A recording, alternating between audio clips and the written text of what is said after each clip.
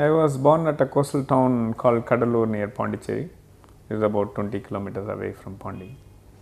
So that's where I born. I born to my parents were my father was a teacher and my mother was an educationist. She was running her own school. My father was a math teacher.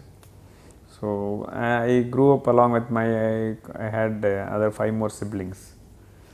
So that was about, and it was initially we were a middle class family, and my father was working in the teaching in the school and coming back every day. That is how he was.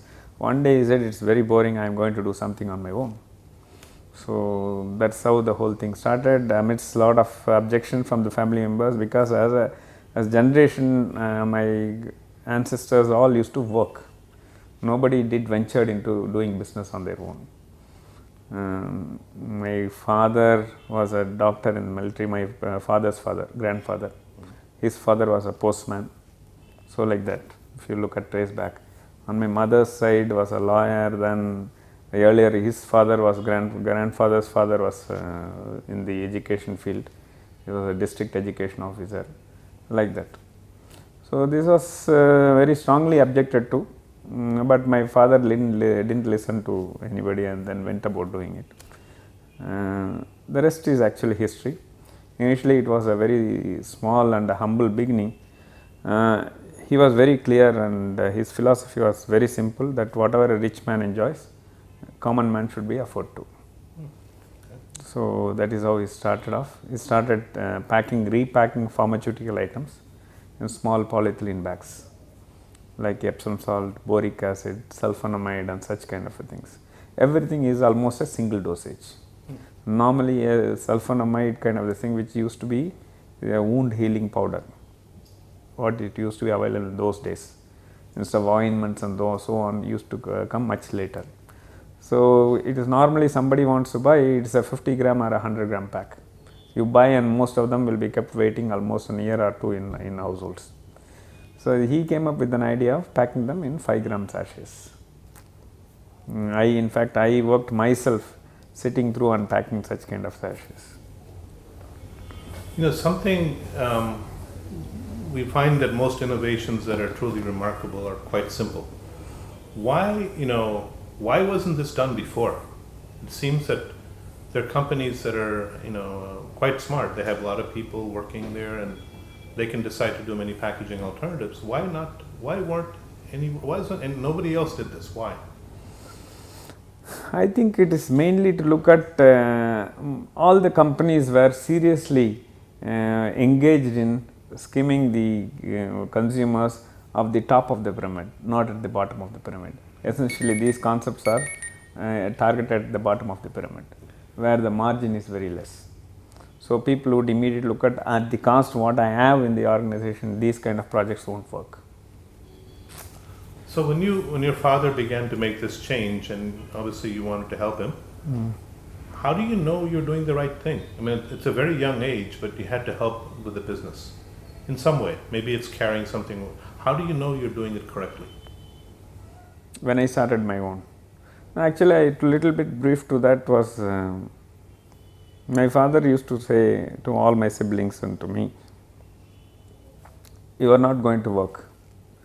You are either going to be self-employed or going to generate employment. Very clear.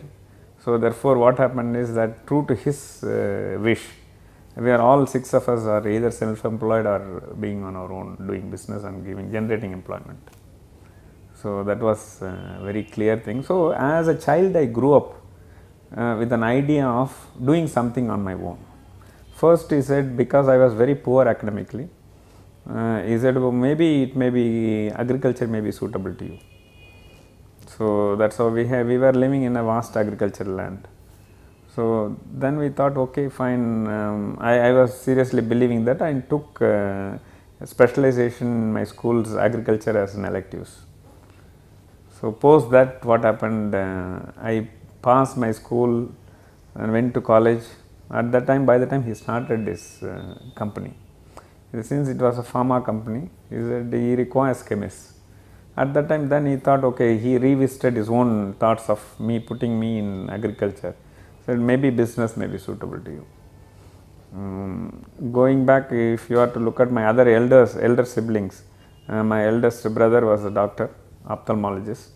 Then the next was graduated to a lawyer. Third was again a doctor, gynecologist. Fourth was me.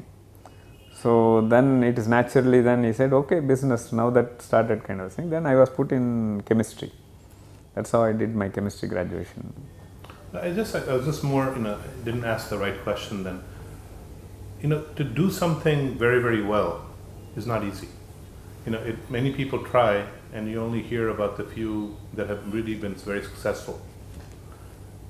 What is it that you learned, or what is it that your father inspired in you beyond saying you have to do this? This is the way that you will operate your life, which is fine. But what did he do in addition to that, or what did you learn in addition to it that got you into the place that you are right now? What I learned from my father. I think I learned from him simplicity. If you look at me, this is not taught. It comes very naturally to me because of my father, the way we were brought up. The other important thing I would say is that anything, I think it is in CavinKare's blood today, that bottom of the pyramid concept is very natural to us. This comes out. So that as we do business, that we keep the common man at the center and work around what else can be offered to him, and then look at the other top of the pyramids. So that is one very important learning for us.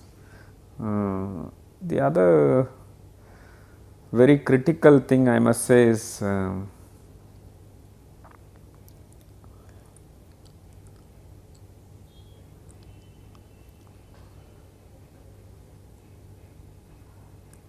fundamentally, I think you don't require money. That's another important thing that we learned. He can do it based on this slow growth, or is it? Not necessarily on slow growth. You can beat money's requirement with ideas.